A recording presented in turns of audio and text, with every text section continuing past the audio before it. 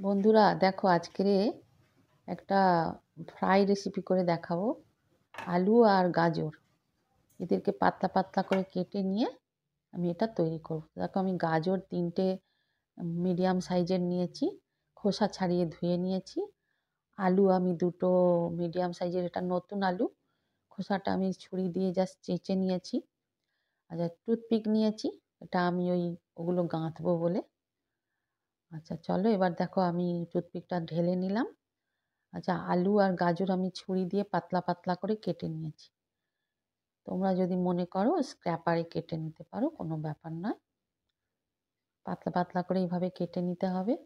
এবার দেখো আমি একটা একটা করে আমি টুথপিক দিয়ে সব গেঁথে নিচ্ছি। তোমরা যেরমভাবে আলু বেশি দিলে দেবে, গাজর বেশি দিলে দেবে, যেভাবে ইচ্ছা এটা সাজিয়ে নিতে পারো। দেখছো একটা একটা করে সাজিয়ে নিচ্ছি।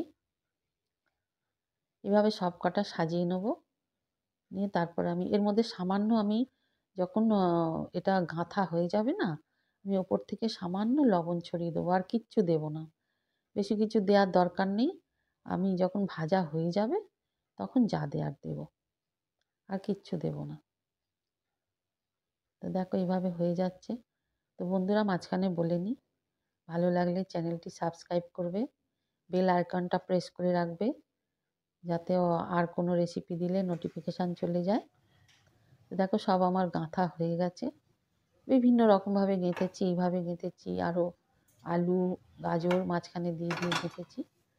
এবার দেখো একটা কড়া বসালাম, কড়াই আমি সাদা তেল সর্ষের তেল দুটো মিশিয়ে দেব। তোমরা যে কোনো একটা তেলে ভাজতে পারো। দেখো এগুলো আমি সব একটা একটা করে ছেড়ে দিচ্ছি। দিয়ে প্রথমে আমি হালকা করে একদম ধিমি আঁচে করে তারপরে হাই ফ্লেমে দিয়ে তুলে নেব। প্রথমে নরম আঁচে দেবে, সিদ্ধ সিদ্ধ হয়ে গেলে হাই ফ্লেমে দিয়ে জল মানে তেলটা না তাড়াতাড়ি ঝরে যাবে। আর জল সমেত দেবে না বন্ধুরা, জল সমেত দিলে খুব তেলটা ফাটবে, গায়ে টায়ে লাগতে পারে। ভাজা হয়ে গেছে দেখো, আমি 2বারে এগুলো ভেজে নিয়েছি। ভেজে এবার আমি দেখো প্লেটে সাজাবো। আর এক খেপ আছে আমি ভেজে, দেখো সব তুলে নিয়েছি ভেজে। এবার প্লেটে সাজিয়ে উপর থেকে গোলমরিচের গুঁড়ো আর টমেটো সস আর মেয়োনিজ দিয়ে আমি এটাকে গার্নিশিং করে আমি গরম গরম সার্ভ করব। তোমরা সন্ধেবেলা চা কফি বা এটার সাথে এমনিও খেতে পারো, কোনো ব্যাপার না, স্ন্যাক্স হিসাবে। উপর থেকে মেয়োনিজ দিয়ে দিচ্ছি।